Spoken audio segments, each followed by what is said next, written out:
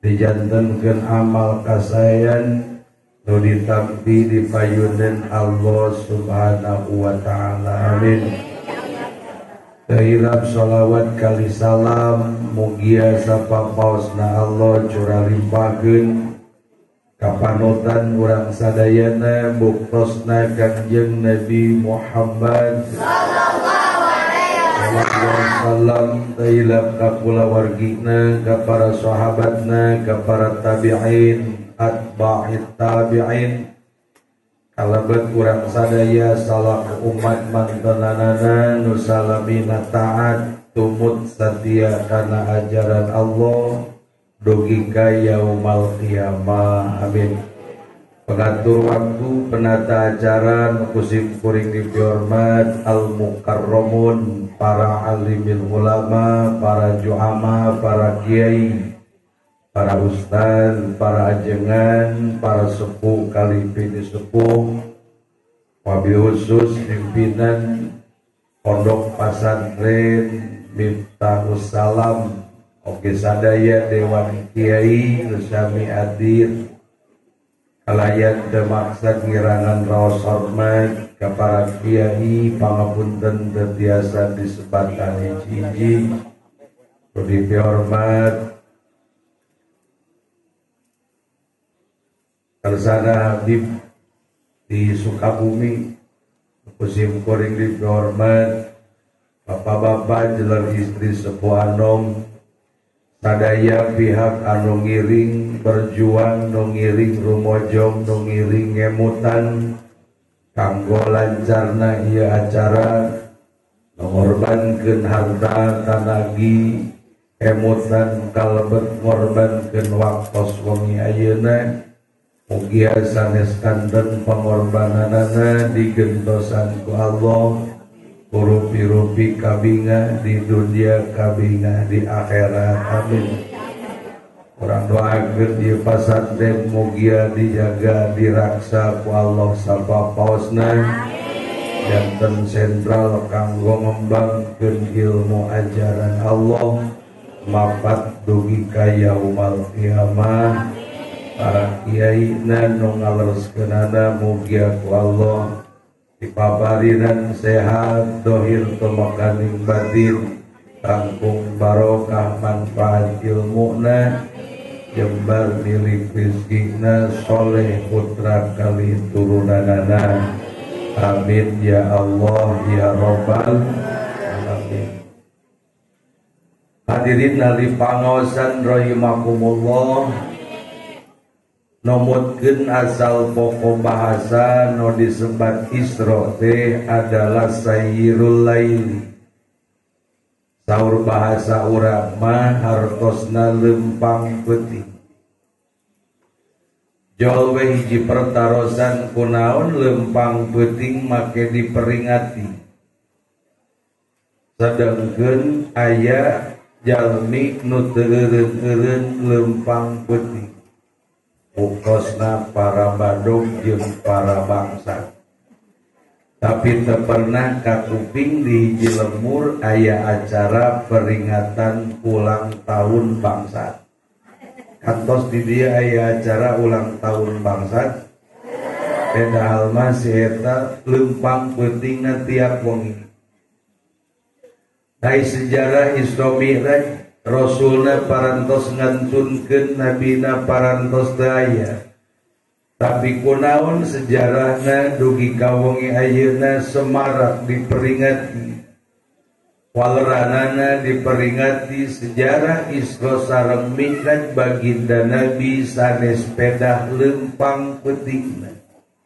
Tapi dipiemut sejarah Isra Mi'raj Nabi bongan pami nyarioskeun Isra Mi'raj ieu teh moal lepas hubunganana jeung salat.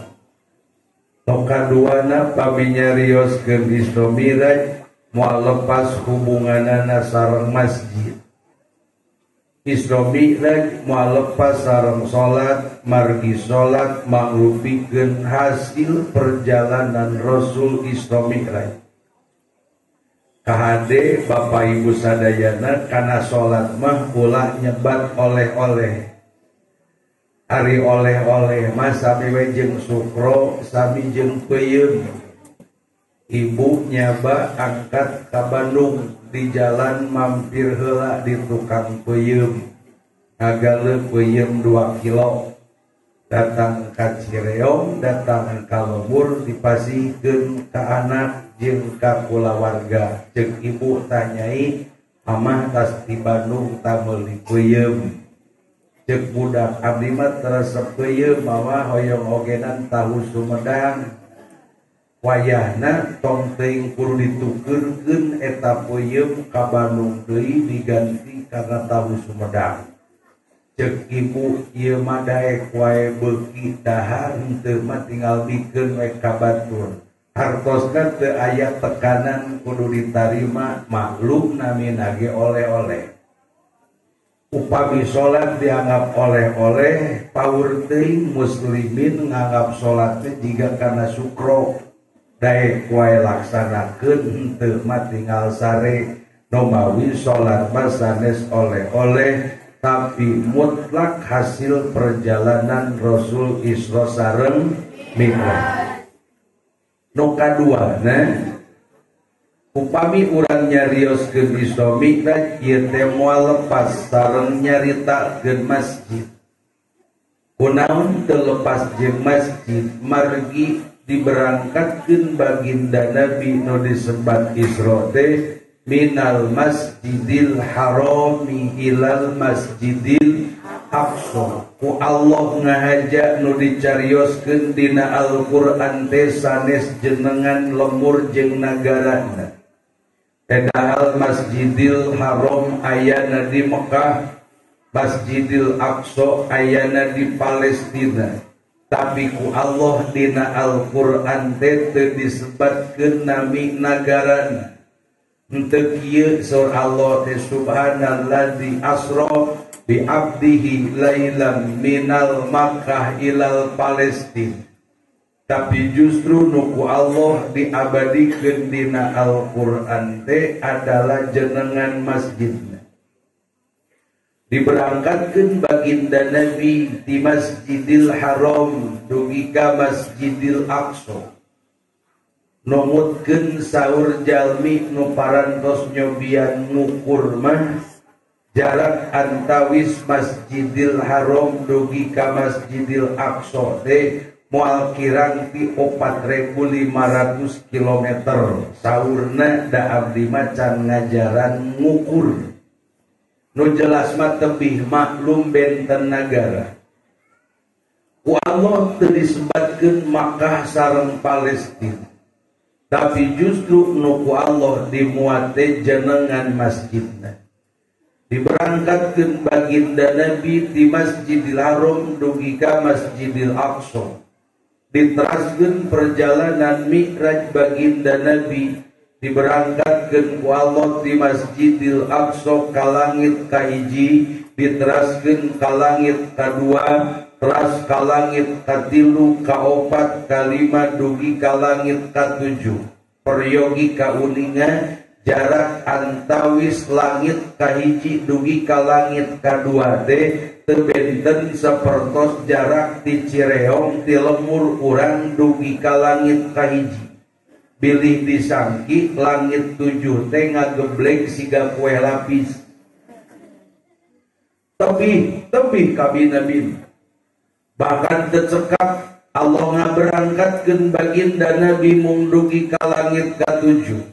Rasul diberangkatkeun deui ku Allah ka tempat nu namina Rafraf. Diteraskeun deui ka tempat nu namina Mustawan.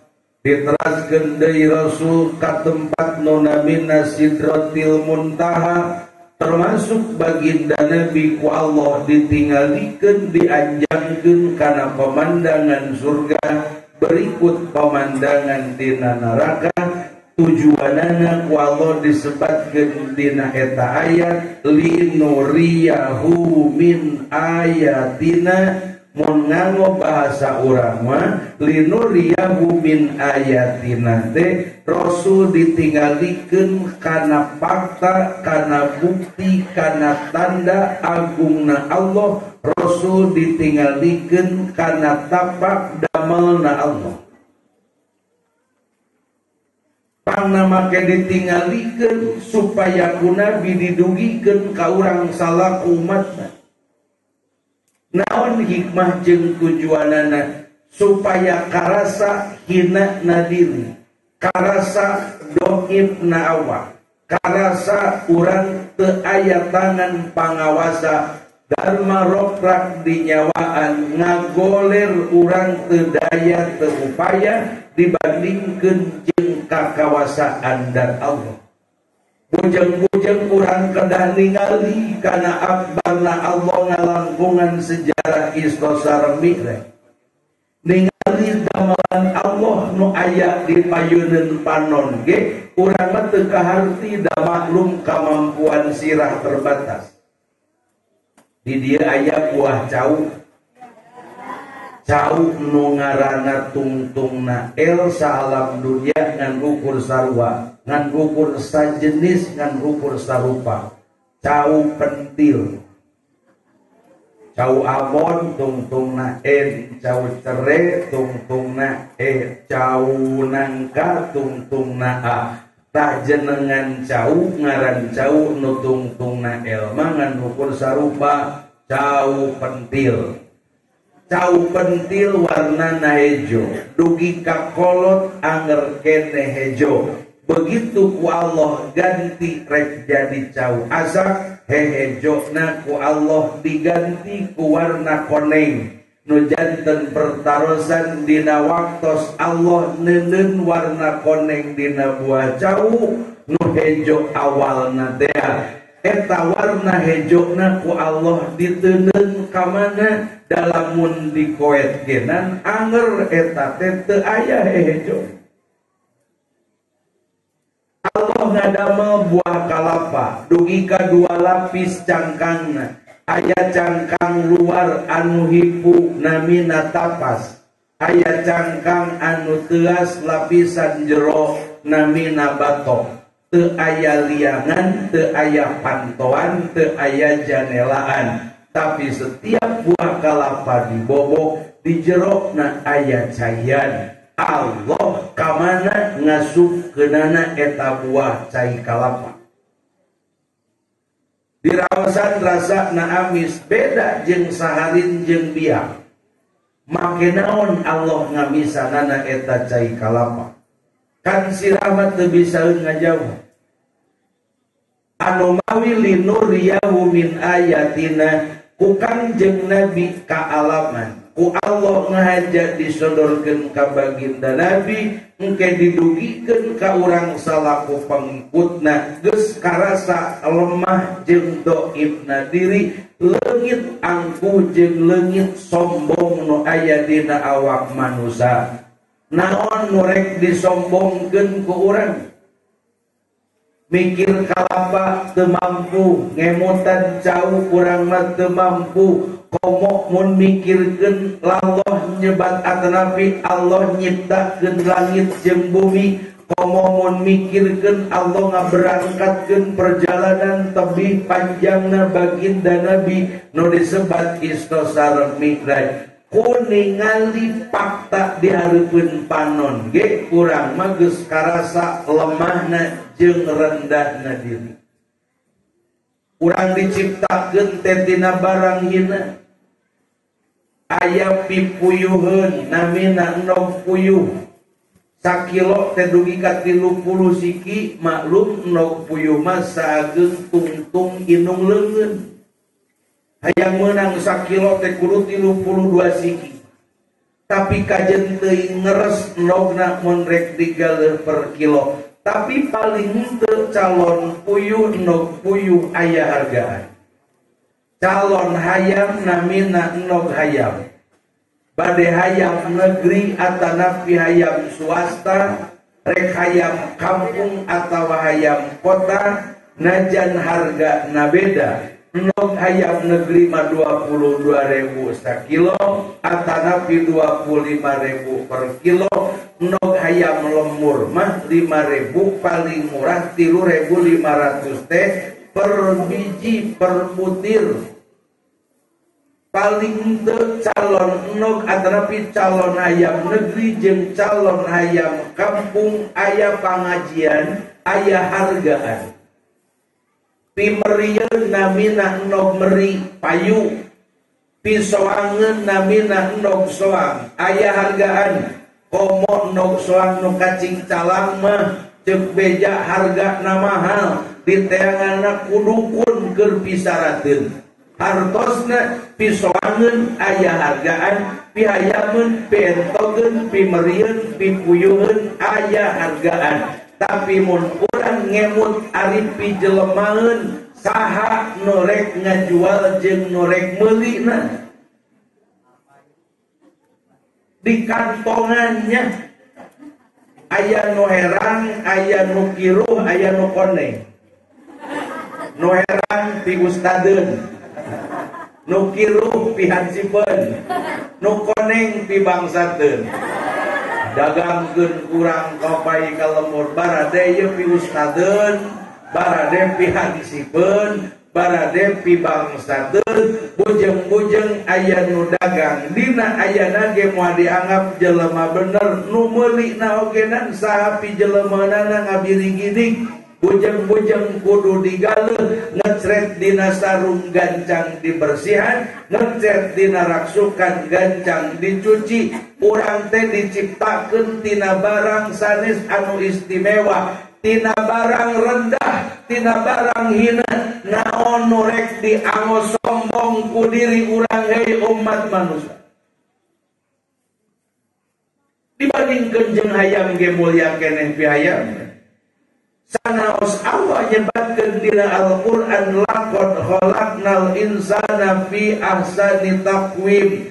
Sanajan bahan bakuna ku Allah tina barang anu rendah, tina barang pikageuleun, tina barang anu hina, sanajan sanes barang najis, tapi tatkala walau diciptakeun mah ngelehkeun dedeg pangadeg makhluk Allah nu aya di alam dunia salianti umat manusia. Laqad khalaqnal insana fi ahsani taqwim. Allah nyiptakeun salira awak umat manusia lain daripada yang lain, sangat sempurna.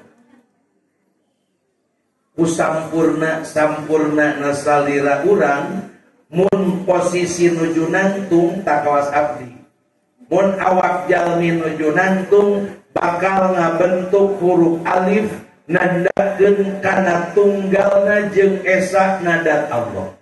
Muning sok nangtung, sapi sok nangtung, monyet sok nangtung, gogog sok nangtung, tapi nangtungna benten jeung posisi urang salaku umat manusia. Mun urang nuju nangtung bakal ngabentuk huruf alif nandakeun kana tunggalna jeung esa nadat Allah. Coba muning sina nangtung bakal ngabentuk huruf alif mah. Bahkan saking sampurnana salira jalmi mun nuju kulem nyangigir awak jalmi mah bakal ngabentuk huruf Muhammad. Tingali nuker kulem ngarengkol toong ti luhur, katingan ti luhur mah bakal siga huruf Muhammad.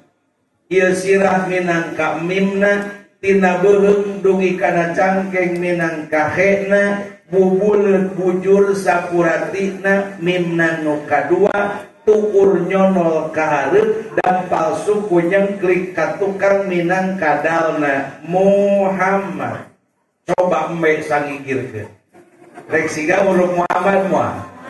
Laqad khalaqnal insana fi ahsani taqwim. Dipaparin soca teu hiji dua ewa bari posisi narata. Moal aya awewe nu geulis, moal aya lalaki nu tulus kasepna, mun panonna dua tapi posisina gajli. Nu ieu mah di luhur, nu ieu mah belahanna. Rek cios jadi nu kasep jeung nu geulisna moal. Komo mun Allah maparinan panon teh hiji ewang. Naon bedana jeung sapeda ontel? Dipaparinan pangamung liangna dua bet nangkubna teh kahanap. Untuk kaluhur liang irung teh siga celobong asap di pabrik. Lamun teh liang pangambung dua tapi liang na kaluhur riweuh waktu usum hujan. Teu kudu neangan nu sejen sabab ieu nu paling bahaya mah liang irung.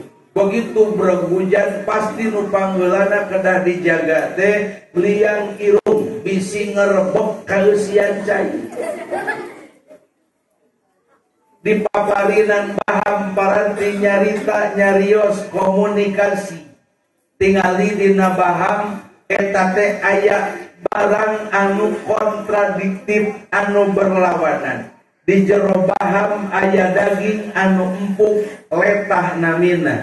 Dina jero baham aya tulang anu teuas buntu ngaranna. Disimpen dina liang anu sahiji tapi abdi pribadi demi Allah teu kahitung 6 bulan sakali ieu letah kagegel huntu. Aya urang dieu nu ngadinten kagegelan huntu.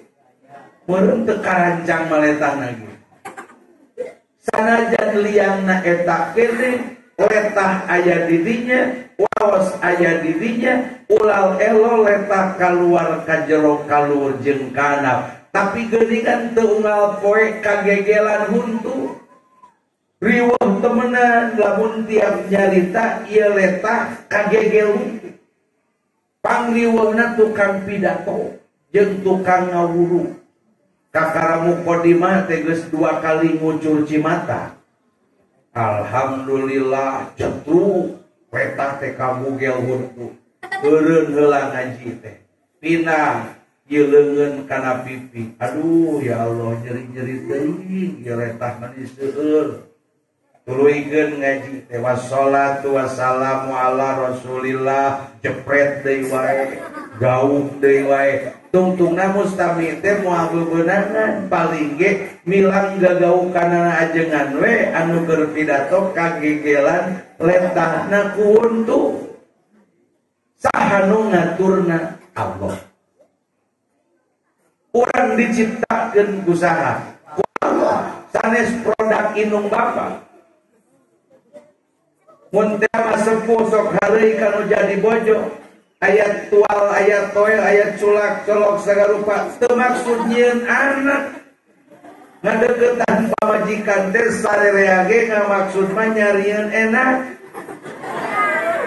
Brol orokan dilairkeun. Ciri anak umat manusia sanes produk indung bapa, sanes mungkul ningali sejarah terciptana Kangjeng Nabi Adam. Aya ka alam dunia, lahir ka alam dunia, diciptakeun kersaning Allah, teu kagungan inung, teu kagungan bapa. Termasuk Kangjeng Nabi Isa mung kagungan ibu, mungkul teu kagungan rama. Sanes mungkul ningali tina sejarah eta, fakta jeung kanyataan hirup ge sami teu kedah mikir panjang yen jalmi teh lain produk inung baba tapi mutlak produk Gusti Allah. Cirina anak nu kahiji ti pasangan suami istri nu aja rumah tangga. Budak teh jangkung gede, irungna mancung, panong cureleuk, buukna galing, kulitna bodas.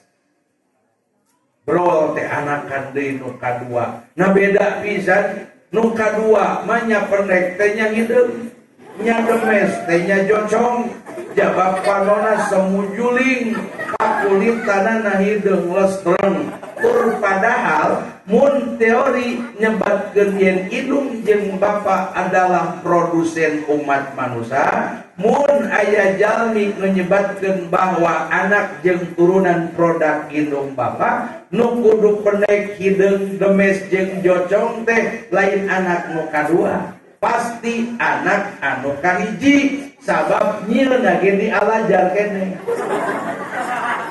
Nu kudu jangkung kasep bodas jeung mancung anak nu kadua. Naon sababna? Nyieunna geus aya pangalaman ladang kabungkur nyieun anak nu kahiji.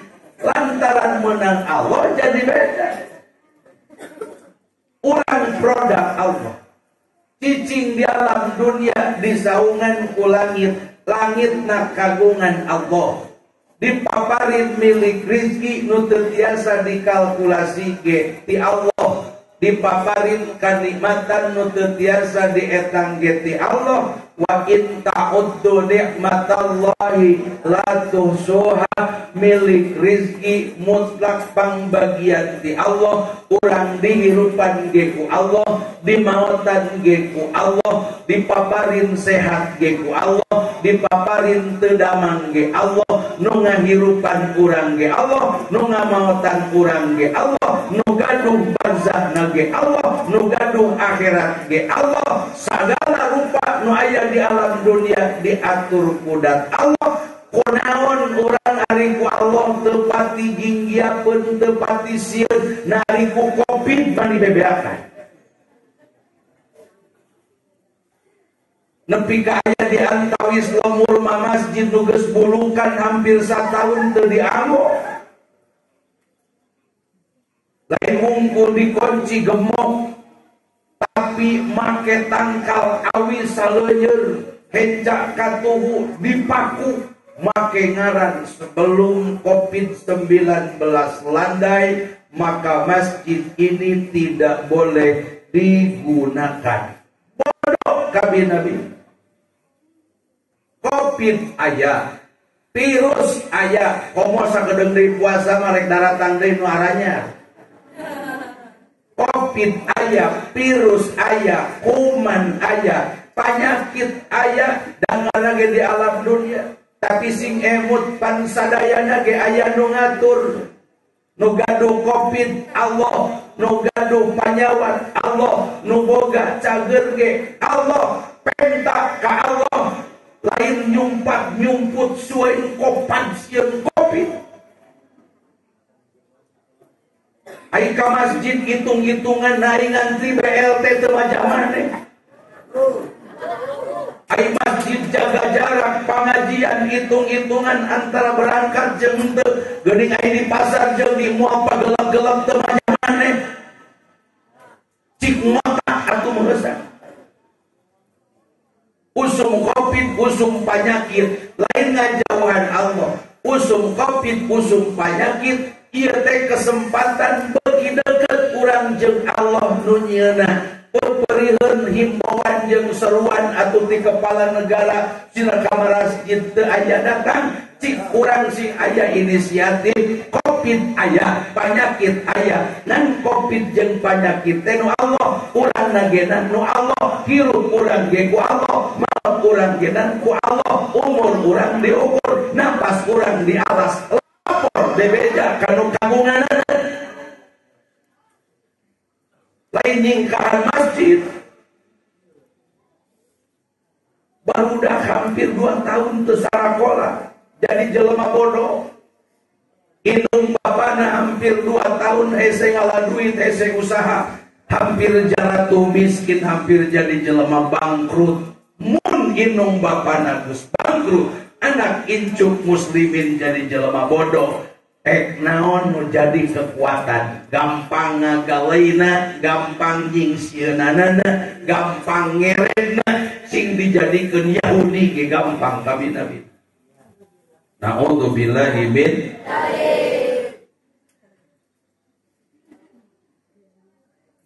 ieu mah ngaji teu jalan macet, taraweh di rumah aja.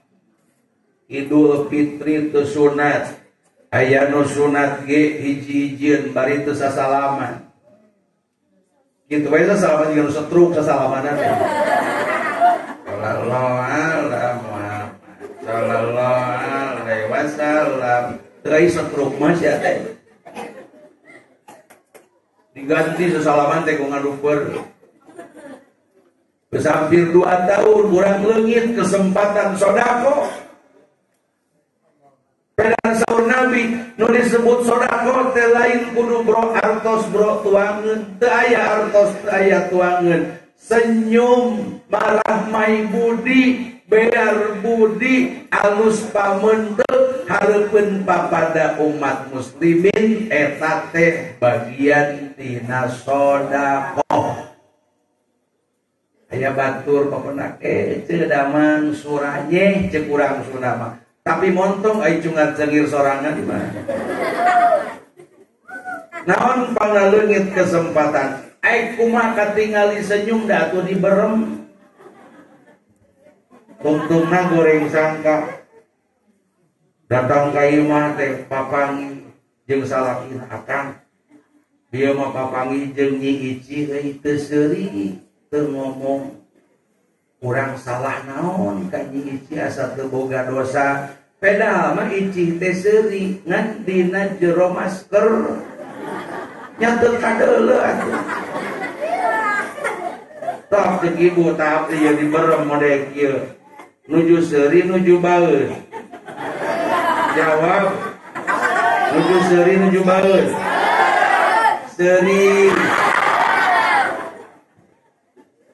Hampir 2 tahun urang leungit kesempatan saudara.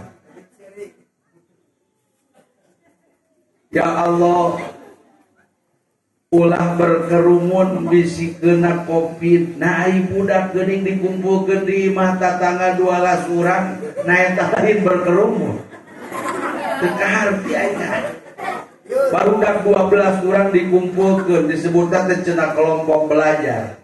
Unggal poe dipantau ku guruna dina HP, video call. Angkat ku budakna, ibu hoyong ningali sawae nu ngiring belajar ayeuna terus budak teh dipapaikeun. Ceuk ibu guruna geuning ai Jang Dedi teu katingali. Tos 2 dinten Bu Jang Dedi mah teu aya ka tempat belajar, duka teu damang, duka kunaon. Wartoskeun saur ibu, ieu mah kitu pernah ngiringannya. Mohon Bu, catet kade eta halaman 27 dugi ka halaman 28. Nying ku ibu dikontrol deui nya. Mohon Bu. Assalamualaikum. Waalaikumsalam. Kerelep ngan ukur setengah menit. Budak pati isuk nepi ka lohor marahin HP pagulung-gulung 12 urang. Ceunah teu sakola teh ulah berkerumun. Geuning eta ngariung apakah lain berkerumun? Berarti mun nganggo bahasa urang mah kieu pek we diarakan COVID bayi barudak mah pek teh teuing asal montong ibu guruna we guruna mah sing salamet jal barudak mah sina diakan COVID nu matak ngariung 12 urang eta lain berkerumun. Ieu aya naon? Ulah nangtang karena penyakit da aya. Tapi ulang ngelehkeun sieun ku Gusti Allah. Mun teh mah bener urang gara-gara ka masjid bika maot kekelepakan di masjid dakakan COVID. Syukur maot nagenan syahid rek neangan maot keur kumaha atuh. Hayang maot keur gapleh di pos kamling.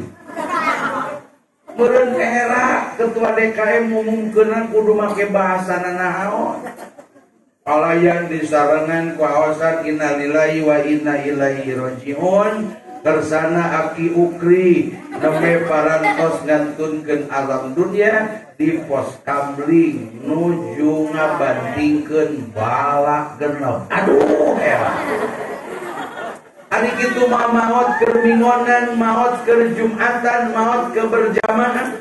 Ya Pak Bu, moal aya jalma nu maot kajaba CF jatah hirupna, nu maot sanes ku COVID, nu maot geus CF hirupna kesempatan hirupna di alam dunia. Lamun ku panyakit lain ku teu damang, nu maot dipastikeun CF umurna mang pirang-pirang jalma di rumah sakit geuning ari aya keneh jatah umurna mah teu waleh jaran-jaran deui. Nah ayeuna babarengan geus beak nyawana balik ti pangajian ngahedeun kareta api. Ayeuna babarengan subuh geus tinggal ngaran. Umur urang diukur, napas urang dialas. Numawi Allah ngaberangkatkeun baginda Nabi Muhammad sallallahu alaihi wasallam di Masjidil Haram dugi ka Masjidil Aqsa, dugi ka dianjangkeun kana pemandangan surga neraka, linuriyahu min ayatina, supaya sadar bahwa umat manusia aya nu ngendalikeun saha Gusti Allah. maot keur gaple era keur makul baladna ge nu tiluan teu sing ngadiduakeun panjang umur nu garaple mengaduakeun teh modal lo balak tilu modal ya cek nu gigireunana gak urang mah 3-0 bijilkeun 3-0 cek nu ngabijilkeun 3-0 teh kojor sia tara aya nu gaplek keplok balak kosong panjang yuswa ape ge ngaduakeun teh si modar we tak tukang garaplek mah taran parajang umur tarere bae komo usum covid mah pangedakan covid rek milih maot di pos kamli rek milih maot di masjid. Demi Allah abdi memilih maut di masjid keun bae sing maut keur ceramah ridho lillahi taala maut keur ngawuruh maut keur ngurus santri maut keur berjamaah mulia sekian tahun nu bakal datang ngaranna tetap dikenang di tahun baheula di lembur ieu di masjid ieu aya jalma nu maot keur ngaji nu maot keur salat nu maot keur jumatan nu maot keur bingonan nu maot keur berjamaah linuriyahu min ayatin. Kunaon Allah ngaberangkatkeun Rasul ti masjid menuju masjid. Masjid teh seueur fungsi. Masjid teh sentral kanggo ngembangkeun ajaran Allah. Aya sejarah tos populer. Baginda Nabi ngayakeun perjalanan Isra punten hijrah di Mekah menuju Madinah. Hijrah di Mekah menuju Yasrib. Da kapungkur mah disebut nate Madinah ayeuna teh Yasrib. Perjalanan Kangjeng Rasul moal kirang ti 482 km. Jalan kaki direncangan ku sahabat namina Sayyidina Abu Bakar As-Siddiq. Begitu enjing-enjing Abu Jahal apaleun yen baginda Nabi geus eueuh ninggalkeun kota Mekah. Gancang Abu Jahal pidato. Dari Abu Jahal teh sakelas jeung kepala negara. Mun ayeuna mah Abu Jahal teh Pak Jokowina, presidenna, kepala negara, gaduh kekuasaan, gaduh teritorial, bisa merintah sahabat. Etah begitu Kangjeng Rasul geus teu aya di Mekah, Abu Jahal asa kecolongan. Gancang isuk-isuk pidato. Barang siapa yang bisa mendapatkan Muhammad hidup ataupun mati, akan saya beri hadiah 1000 ekor onta yang berwarna merah. Dugi ka ayeuna onta di Mekah nu pangawisna teh onta nu warnana beureum, tapi lain beureum siga bandera. Beureumna beureum gamir.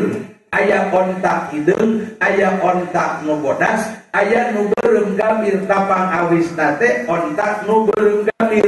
Rek dipake hadiah ku Abu Jahal ka jalma anu bisa newak Kangjeng Nabi rek hirup atawa maut bari 1000. Jumleng pembunuh bayaran tihot hak neangan Rasul rek moro hadiah. Begitu Rasul geus angkat ngantunkeun Mekah. Kondisi kaburu kisruh, akhirna Rasul ngemut upami perjalanan ka Madinah ka Yasrib diteraskeun. Kemungkinan bakal kasusul ku musuh. Nyumput heula Nabi di Bukit Alit, di Gunung Alit namina Jabal Sur.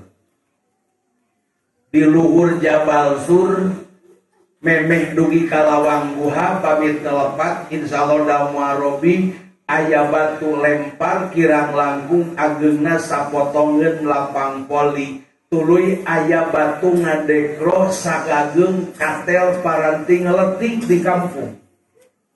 Blus Rasul lebet ka jero batu eta nu ngadekro teh anu ngalegok teh disebatna teh Guha Sur. Begitu Rasul lebet aya lamat lancah nu dobol. Da kalangkungan ku Nabi eta gancang malaikat Jibril mere komando ka sakadang lancah. Sakadang lancah lamun anjeun hayang jadi pelaku sejarah, lamun anjeun hayang dikenang ngaranna nepi ka runtang alam dunia, ieu gancang imah anjeun omean. sabab Muhammad aya di jero imah eta jero guha. Lamun teh imah anjeun teu diomean bisi aya musuh nu rek ngaguna sika Muhammad engke nu curiga. Eta lamat lancah gancang diomean kumanehna pak pikpok jeleng ka luhur jeung ka handap ka kaler ka kidul ka wetan nguriling tuluy timiti sagede piring leutik dugi ka sagede nyiru. Tamat peta imah guha atanapi guha teh kahalangan deui ku lamat lancah nepi ka enghap-enghapan lancana capeun hayang ngeungit minum.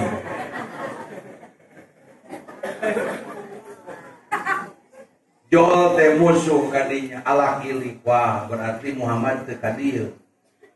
Sabab lamun Muhammad ka dieu itu japati keur nyeleungleum kunaon teu hiber. Ieu lamat lancah nutupan guha geuning teu ruksak. Sabab lamun Muhammad kadinya berarti kudu dobol. Pedal eta mah meunang momean.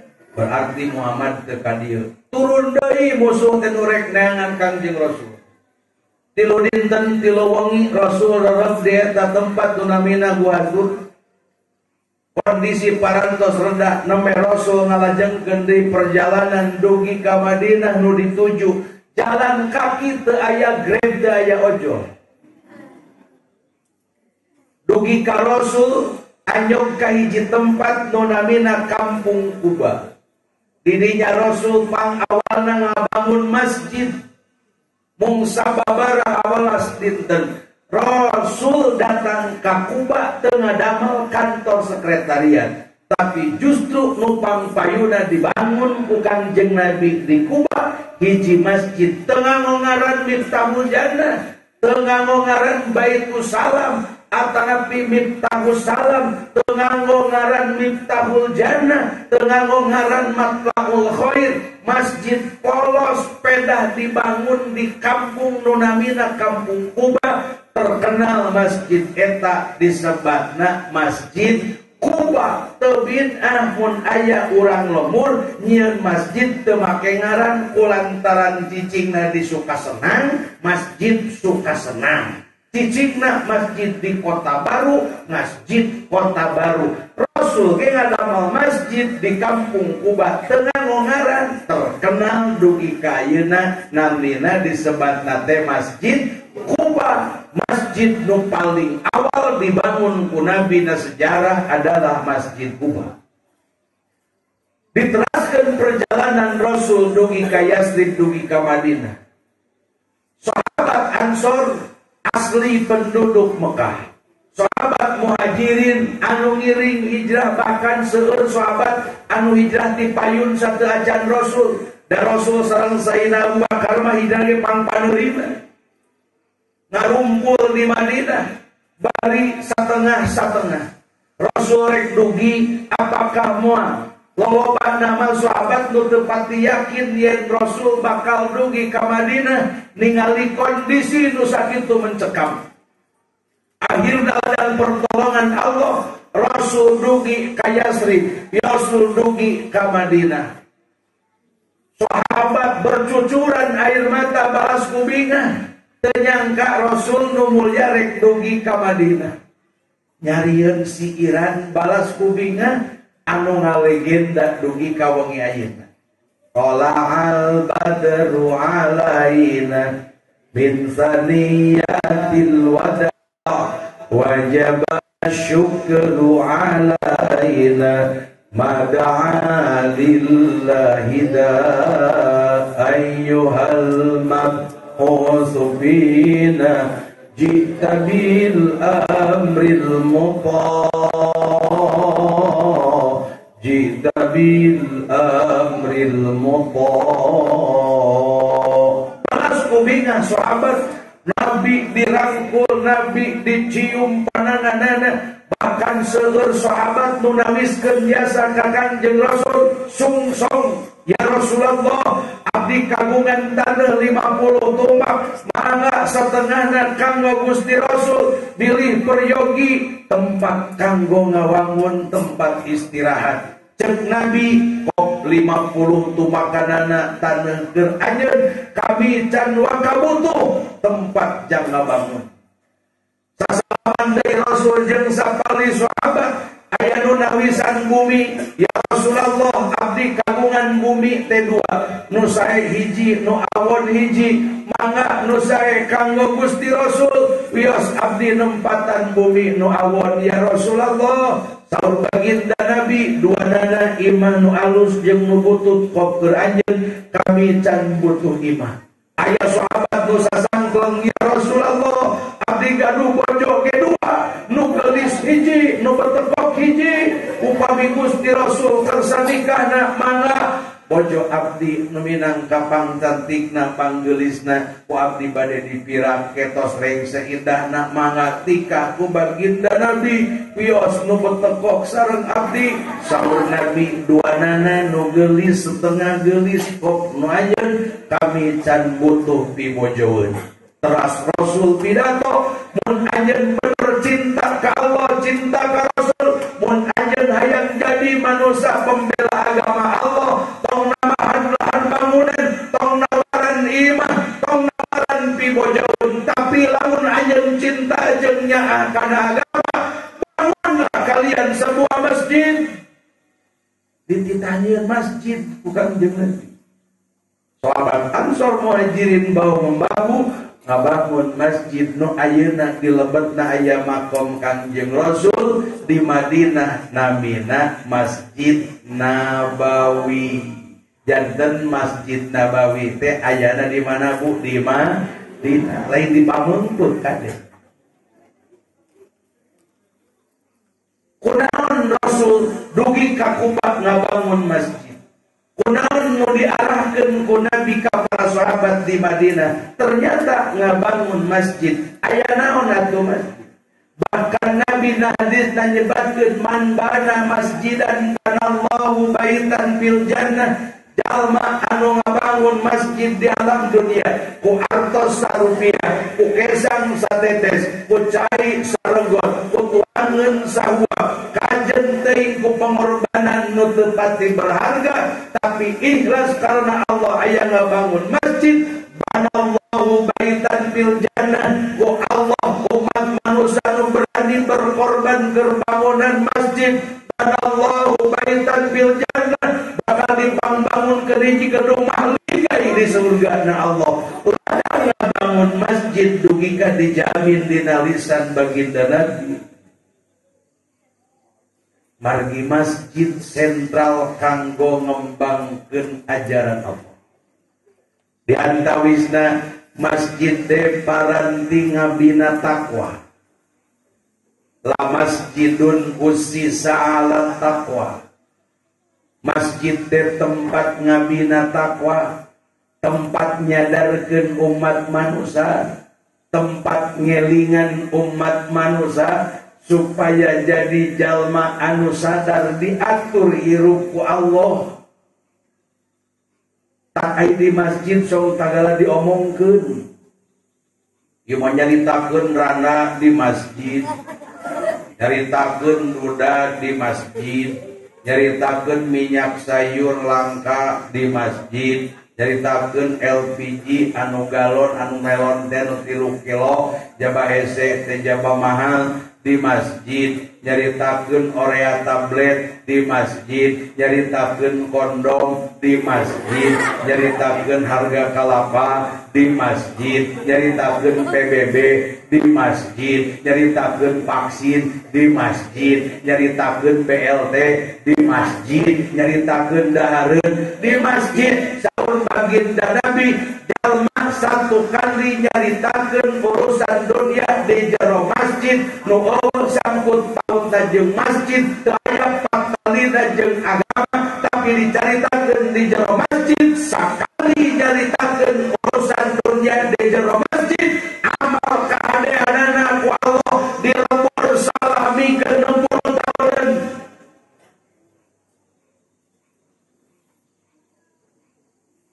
Tatong sagala diomongkeun di masjid, tangan tempat nu seje.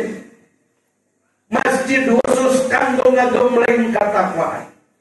Ari takwa teh hirup sadar diatur make aturan Allah, naon bae profesi, naon bae takdir Allah nu keuna jeung nyampak maka diri dianggo jalan jeung kesempatan ibadah nu kitu namina manusia takwa.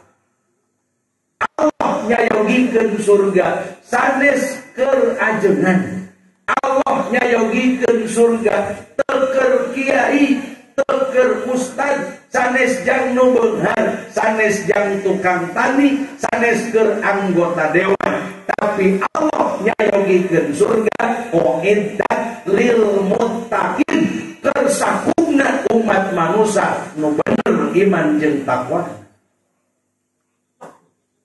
Tingali Allah nyiptakeun ramo teu aya nu akur. Sugan urang mah indung leungeun wungkul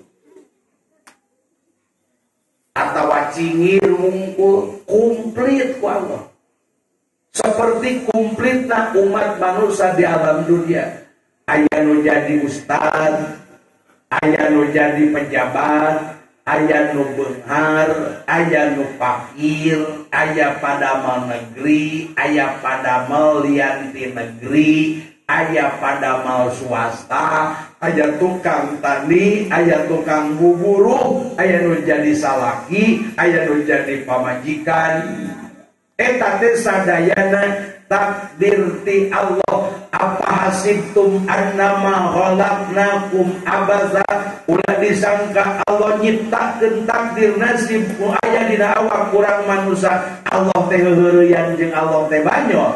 Sadayana profesi nu katarima ku urang adalah batu loncatan mata rantai ujian di hadapan Allah, liyabluwakum ayyukum ahsanu amala. Allah menciptakan jalmi di alam dunia kiai sarerea duh riweuh. Mun Allah nyiptakeun penduduk alam dunia jadi ajengan kabeh riweuh. Moal aya mingguan, moal aya pangajian. Sabab di abdi mah nu harese diajak ngaji teh euy ajengan aslina. Malam Jumaah digarap kuopatan janten sabulan sakali, minggu kahiji ajengan A, ajengan B, ajengan C, ajengan D. Ajengan A bagian jadwal ngawuru nyamper ke ajengan B, akang pilih lali ayeuna teh wangi Jumaah. Ai kitu ayeuna mingonan ka.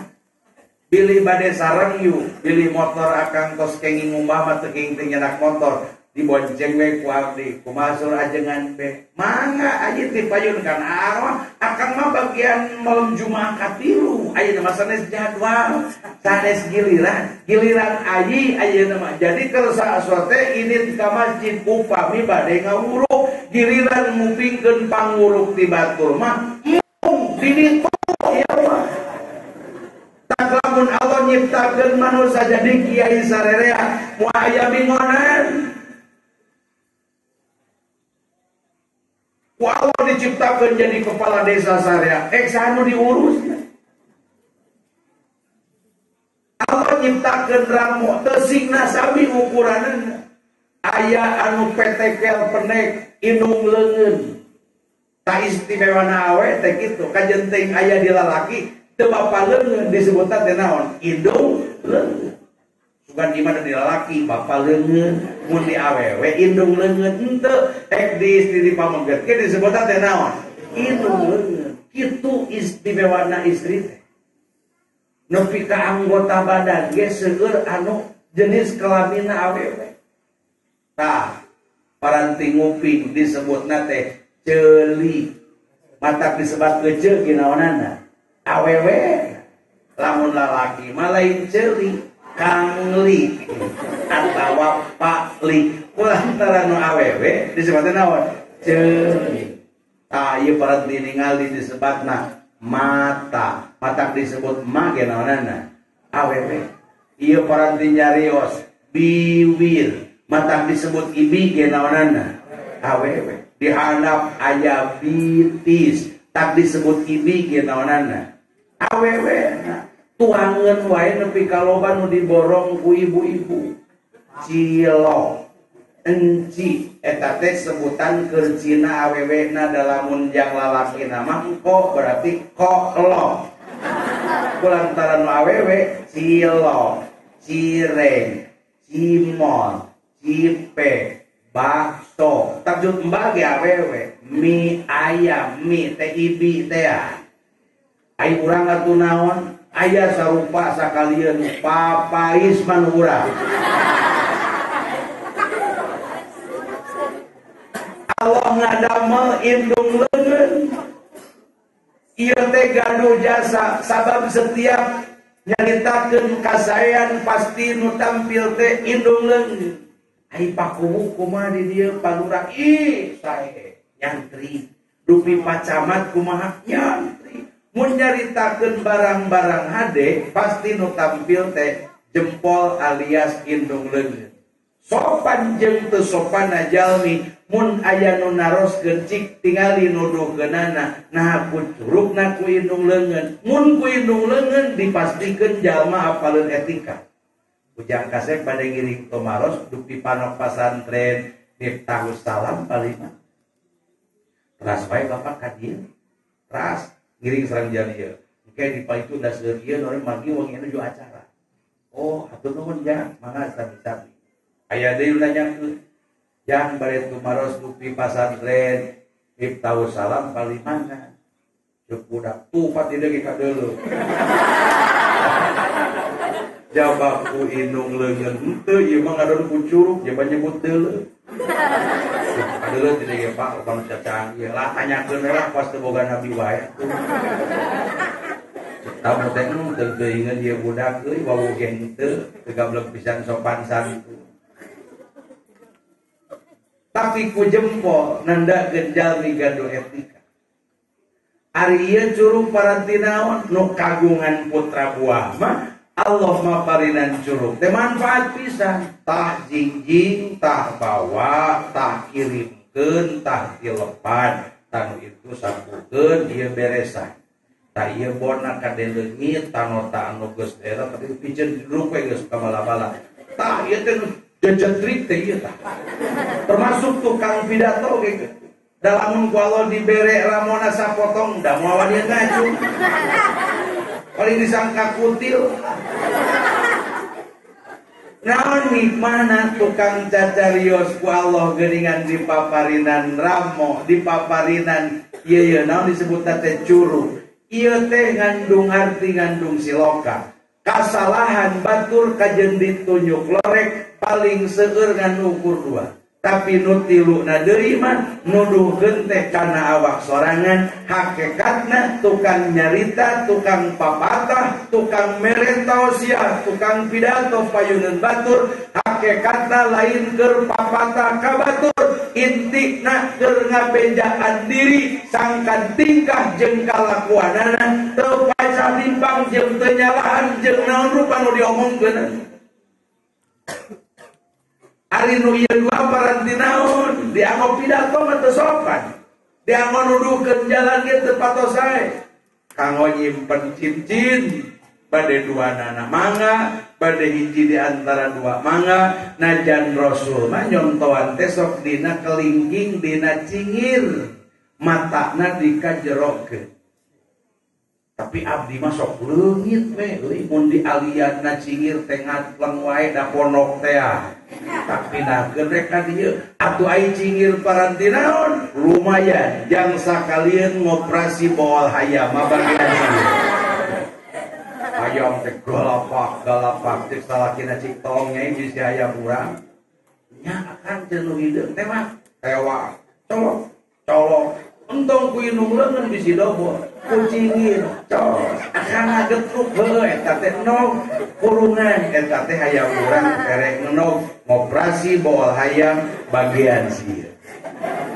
Tapi kajeun cingir pendek teu era jeung teu minder ngareneng jeung nu jangkung. Kajeun teuingnya pendeknya busakel teu izin bersanding jeung nu jangkung. Nu jangkung ge teu asa aing jeung teu sombong sabab rumasa KBG saling membutuhkan. kajeng aya fungsina jeung damelna masing-masing. Paling tidak usum ngepel kejo usum meremah bahu membahu ieu teh ngandung hartos. Takdir ti Allah boleh beda, nasib boleh beda, partai boleh beda, pilihan boleh beda, pendapat boleh beda, pilihan boleh beda, kajeng teuing kahayang teu sarua. Tapi ngaran-ngaran umat Islam pantang terpecah belah. Satu kali Muslim tetap Muslim, satu kali umat Islam tetap umat Islam. Haram terpecah belah ku beda-beda posisi jeung beda pendapat.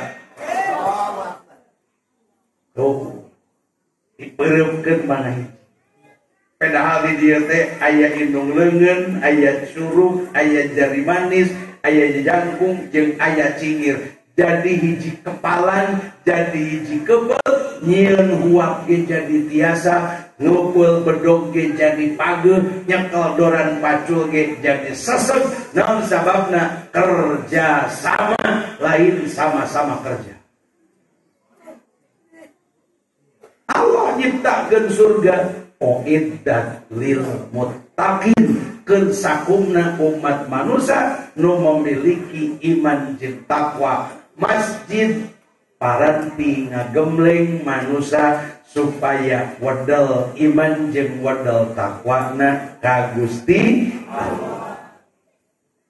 Nu kaduana, masjid teh sentral kanggo ngembangkeun ilmu. Kumaha kewajiban salaki ka bojo, kumaha kewajiban bojo ka salaki, kumaha ari tata cara ibadah, kumaha tata cara hirup rumah tangga, kumaha tata cara ngurus anak jeung bojo, kumaha cara namikanya ka bojo jeung ka anak. Bapak-bapak ieu mun ditaros usaha ka Jakarta, usaha ka Bekasi, melaan saha? Melaan anak pamajikan. Terakhir yang nonton tukang teh usaha meniti dug-dug rubuh, melaan pamajikan we jeung anak. Melaan pamajikan anak tara pasti dilakeun teh saheula anak. Melaan anak pamajikan. Siga teh ku bahasa eta yen sakur-sakur salaki nyaah keneh ka anak dibandingkeun jeung ka pamajikan. Padahal henteu. Saalam dunia sarerea salaki mah nyaaheun keneh ka pamajikan daripada ka anak. Bios dibuktikan salaki balik di panyabaan tos di kota makanya 2 bulan teu balik, datang ka lembur budak nu umur 6 bulan keur dipapangku ku tatangga.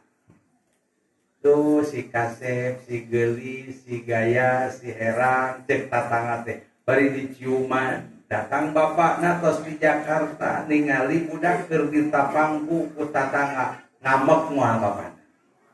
Oh, apalagi akang nuhun euy, budak abdi pangasuhkeun. Abdi hampura teu bisa mulang tarima cek tatanganakeun bae, wah jeung saha wae. Bulan kadua turun tina ojek nuker ditatangkep teh ku tatangga lain anak tapi pamajikan. Pamajikan keur ditatangkep ku tatangga ngamok moal tetela salaki mah nyaaheun keneh ka pamajikan daripada ka anak. Kumaha carana hormat anak kanu jadi indung bapa, kumaha tata cara hirup ibadah, boh mahdoh boh goel mahdoh. Kan eta teh kaluarna berbagai macam keilmuan teh di masjid.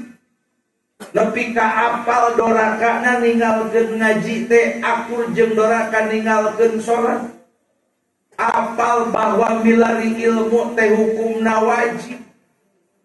Nepi ka Nabi disebutkeun talabul ilmi faridatun ala kulli muslimin wa musliman minal mahdi ilal lahdi.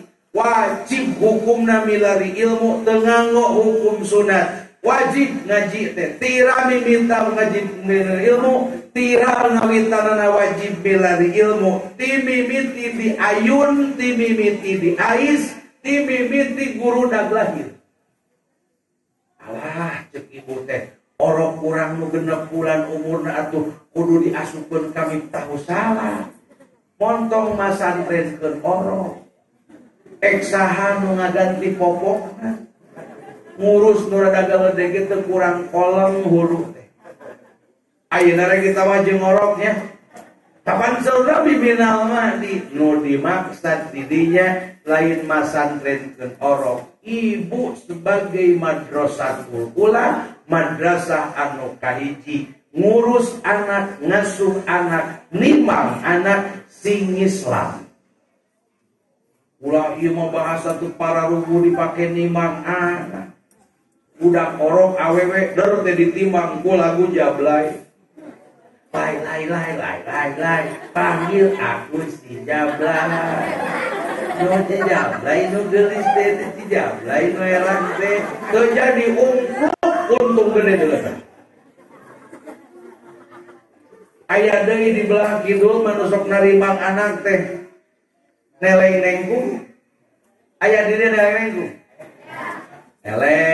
neleng nengkung gera gede gerajangkung ya sing teu dikitu-kitu kita usum gede ngagedean usum jangkung ngajangkungan nu pendek lain pedah teu dineleng nengkungkeun di pabrikna we geus pendek nu harulung lain pedah dineleng nengkung di ditu na we turunan jangkung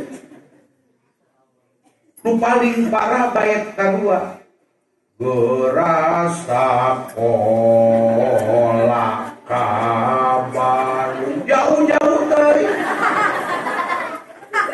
sekolah TK tong tinggal di Bandung di dieu we di Cireung ge loba TK bala tanpa kudu jam sabaraha ini di dieu rek jajak anak nu sakola di TK teh bali di Bandung bangkrut atuh di lembur kek mun geus dewasa geus sawawa geus pasantren hayang terus kuliah di dieu teu aya nu layak jeung teu betah kek pusing jeung di Bandung ge lain orok kita ke Bandung aya deui nu nimbang teh geuningan tiling ting pak papasia getol tumpak tiling ting dong bapak tumpak beteung melendung atuh montong ting diiklankeun ka budak supaya apal urang we kumaha nu dimaksud minal mahdi saur Nabi ganti ku sholawat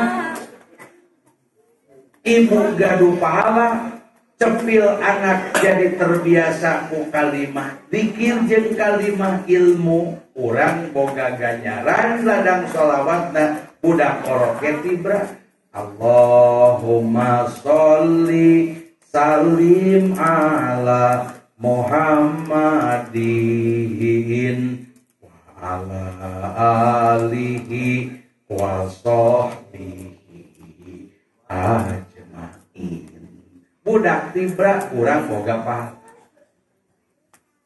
sumber ilmu teh mas dah kudu pinter ibadah ge kudu nganggo ilmu jadi polisi entong ngoon kudu pinter mun polisi bolo eleh kugaro pas di Majalengka polisi menang bangsa dimitina mah dua nu hiji pamit eki dilepaskeun jik cenah tuh atuh kabur nu piket ka nunggu sorangan jawa kasieun gede deui kabur tanyakeun teh kabalanna ka mana we duka cenah tetera ditempo teh dina WC geus eueuh kumaha ieu jeung polisi cek pangsat tos aturan susu abdi Pak abdi terang geus ieu teh nyangka atuh nepi ka subuh teh teu mantok duanana kalau gunceng teh polisi tuh siga di Brebes polisi pinter aya polisi ngaranna Pak Sukro tukang syukuran di dinten razia susuratan aya mobil bak kabeneran narik Sukro cek Pak Sukro empon cenah susuratan jang dikeun STNK bukukir ieu segitiga pengaman iya aya Pak P3K aya tos lengkap nari naon gitu maneh teh bingung cek supir disebut sukro bisi minggu manggawe geuningan bapada terpal lagi mung sapotong katingali tukang pasukro dibuka sukro pinter teu panik kada ngobrol ka supir lain ngomong kita tadi atuh sia teh wajah virus gitu teh nyebut sukro.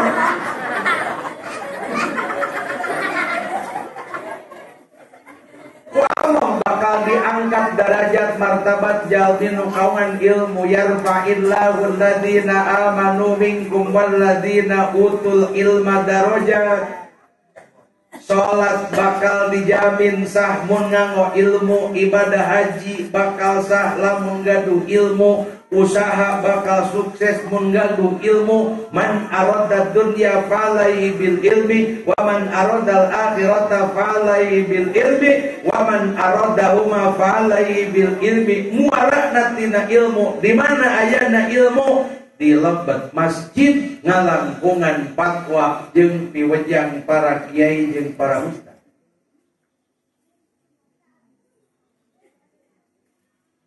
Bahkan masjid tempat mecahkeun berbagai macam persoalan.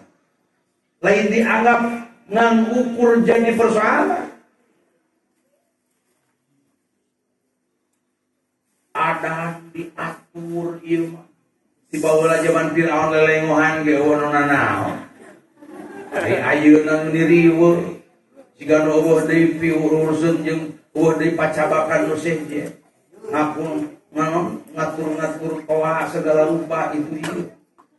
Eueuh gawe. Kira-kira kurang gawe geus ngore di kebon aing. Di padang lurus kitu. Bisi disangka masjid biang kerok kojang penyebaran radikal teu aya. Justru masjid tempat musyawarah, masjid tempat badami, masjid tempat mecahkeun berbagai macam persoalan. Mun teh mah aya masjid lingkunganna DKM, rapatkeun badamikeun saha nu layak diangkat jadi tukang khutbah, saha nu enakeun diangkat jadi muadzin tukang adzan, saha nu rek layak pantes diangkat jadi imam. Mun teh mah di eta lingkungan masjid aya sakola dinia, aya madrasah, aya sakola dinia, aya ibtidaiyah termasuk aya TK jeung TPA jeung TKA. Saha nu layak diangkat jadi guru anak-anak yang dialajar Al-Qur'an. Dan pana kudu dirapatkeun dimusyawarahkeun tong gagabah ngangkat guru komo jang mapatahan Al-Qur'an. Salah kabeh. Ti mimiti budak diajar naosna teh diengkong-engkong. Bismillahirrahmanirrahim. Eta teh nepi ka gede teh kitu we. Muna motor mah eta teh kurang mupli. Engkong.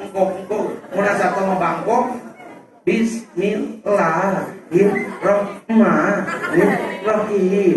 Atuh nu normal we. Bismillahirrahmanirrahim. Tadi geus dewasa teh kitu budak. Komo lamun ngangkat guru na nu ngiru. Wah, kiamat. Bakal pahili antara ain jeung hamzah.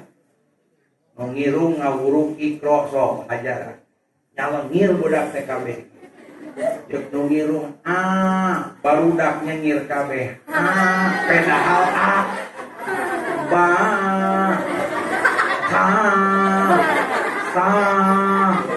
ya pun diharap aya dari ain nyengir deui wae budak teh aya nu rada mikir paguru pan maatos ning ieu aya deui ceuk guruna nu ngirungna nu nani mah tina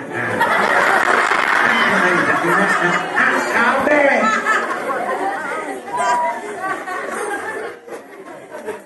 aya budak nutup ulung teu sakola deui dangaran jadi beda.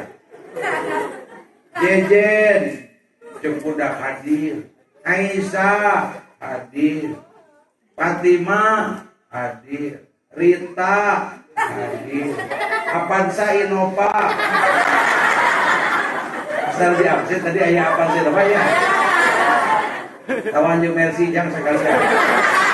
Apaan sa Inova hadir. Ayah budak ngaranna Memet Ruhimah. Di absen gunung ilmu. Atuh ngaran jadi gesek Memet Nunikmah. Begitu maganti tong ngurut ikro di kamar bersih di masjid kan dibadamikeun teh di lebat masjid termasuk kunaon pangna masjid sentral ilmu jeung sentral iman jeung takwa ngarah naon ngarah manusia jadi jalmi nu gemar ibadah kenaon ibadah hiji tempatna di masjid nu kadua apal prak-prakan ibadah di masjid nyadarkeun ka umat manusia bahwa teu aya deui nu layak dianggo bekel menghadap Allah iwalti pahala ibadah. Urang sawah lega, kebonna hektaran, anger dina waktu menghadap Allah taneuh nu diperyogikeun ngan ukur 1,5 meter kali 2 meter teh geus lega deui. Tah aya jalmi nu kagungan taneuh 100 bata dikali kabehanana dipake ngubur manehna sorangan. Saha nu ngagalina gede-gede teuing. Urang bakal maot, urang bakal ngantunkeun alam dunia. Barzah teh lain tempat penyelesaian masalah, tapi justru nonamina alam barzah mulai aya masalah. Barzah teh tempat transit antara dunia jeung akhirat. Di dunia jalmi teh geus idin, ka akhirat can tepi cicingna di alam barzah. Persekot surga aya dirinya, persekot neraka ge aya dirinya. Tikawitan umat manusia zaman Kangjeng Nabi Adam numpang heula ngantunkeun alam dunia can aya nu dugi ka akhirat sarerea ge ngaretem di barzah ketos dunia kiamat kakara jalma narepi ka alam akhirat. Lami keneh cicing di barzah daripada cicing di alam dunia ini. Orang yuswa 85 tahun, orang yuswa 63 tahun. Di barzah mah nungguan nepi ka datangna poe kiamat. Nu janten pertarosan, mun urang amal model kieu, hos maut ninggalkeun alam dunia dikurebkeun dikubur na liang lahat, nu heureut bari poek. Nu janten pertarosanana mun amal kawas dinten ayeuna rek meunang alam kubur nu poek, rek meunang alam kubur nu cahan, rek kenging kubur nu heureut, rek meunang kubur nu lapang. Hos maut tinggalkeun alam dunia puluhan tahun ngetem di alam barzah, rek meunang siksa kubur, rek kenging siksa jeung nikmat kubur. Maut tinggalkeun dunia hancur lanti jadi alam akhirat. Di akhirat kira-kira urang rek dihisab di hadapan Allah timbangan amal rek berat kana hade, rek berat kana awon, layak dina surga, rek layak aya dina neraka. Jawabanana tergantung kumaha ceuk lampah jeung perilaku urang danget aja. Amal hade teu ngajadi jaminan salamet di dunia. Seueur jalma tas amal ibadah tapi cilaka. Ek tahajud ladang mingonan rek dipraktekkeun. Ceuk kiai teh mingonan bapak sing saladar urang teh bakal maot teh taranga WA heula, taranga SMS heula, datangna ngageretak teu mere beja. Sakarat teh nyeri matak dugi ka maot ge. Dalamun sakarat getek moal maraot paling saleuseurian. Nambahan umur teh sing nambahan amal ceuk kiai. Atuh daek-daek tahajud ulah ki hungkul turuykeun jeung wudu. Nyaring 1:30. Inget kana omongan kiai na pangajian di masjid. Aya ngajaran teh tahajud. Ngan rek tahajud di imah pamajikan bisi geger. akhirna ka masjid can tepi kakararek kudu kelempang dina bakaran ti wudu disorodot ceger ketara nengol pisan kana keran isuk-isuk teh ngajeun we sagede ndog asin geger tatara kunaon eta tatara cenah mah dibeja-beja abdi mah isin bisi jadi fitnah kan mun kira-kira aya nu neungge wa rek diurus ke teu nu atuh kunaon eta tarang hejo mah dibeja-beja era bisi jadi fitnah kene teu ngomong kan usaha jeung kunaon mah dibeja-beja oh berarti mana nu diborong ku hansip penting teh kunaon eta nu ngeugepan rana teh teu abdi mah teu kukap atuh kunaon eta tarang kieu abdi teh hayang diajar tahajud ngan rek diimah bisi pamajikan ge ka masjid abdi teh leumpang dina bakaran ti wudu disorot jeger teh didagor kana tanah ieu teh manirahnya penting mah asa sawas selesai anu diajak ngomong anu ngebluk teh oh jadi tarang ejo teh didagor kana keran rek tahajud nya nyaho patak aing gak mung ge tahajud teh tageuning sia ge ejo tarang padahal ibadah teu ngajamin kasalamatan nirup di dunia margi aageuna pahala ibadah kanggo sampeureun jaga di akhirat ngan pinterna iblis pinterna setan komo bab sodako mah Pak asa rek mere ajengan teu asa mere diri tapi asa terek mere panitia jeung mere batu da bukti namun misalkan artos 122.000 nu diasupkeun teh teu nu 100 teu nu 20 paling nu sabaraha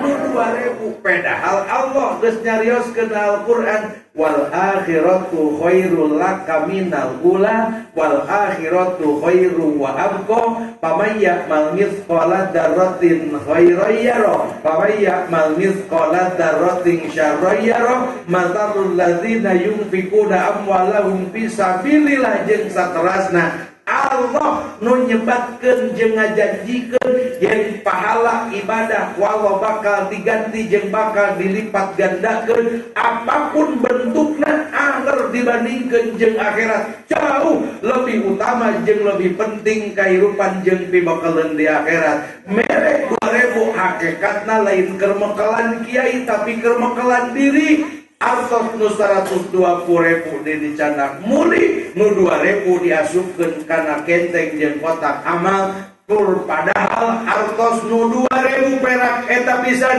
nu mampu jadi cacaang dina poekna alam kubur ngan tangtuna meureun aya 2.000 mah meletet mun hayang rada caang isek atuh 20.000 mun hayang caang pisan 100.000 pinterna iblis asarek mere batu padahal makelan urang maot tinggalkeun alam dunia motor ditinggalkeun aya nu beunghar maotna makel sepeda aya tukang kredit maotna makel katel jeung baskom teu aya nu lega sawahna kabeh sawahna dipupui dipake tempat ngubur manehna teu aya anger sarua sarerea ge nalika menghadap Allah mah taneuh nu dibutuhkeun ngan ukur 1,5 meter kali 2 meter dibungkus ku boe asiwung ditambah amal soleh mun boga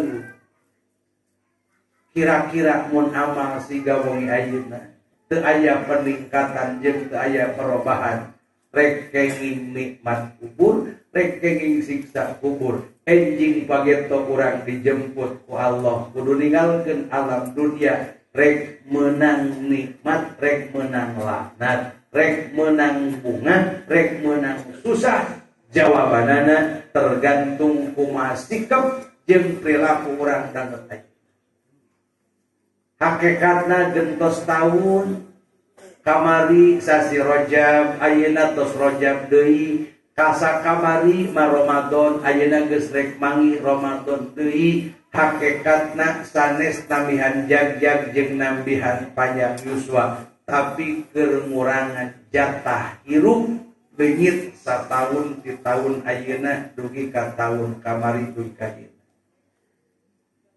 Tak mudah-mudahan Allah maparinan kasadaran hirup kurang diukur, napas kurang dibatas, tong angkuh, tong sombong, tong balangah, tong rasa mokaha, ulah aya doraka nu diaja, teu diaja ge dosa teu oleh nambahan, ulah aya waktu jeung kesempatan anu dimubadirkeun kajabi kedah dianggo kesempatan jadi pahala, jadi ladang amal kanggo sampeureun urang jaga di akhirat.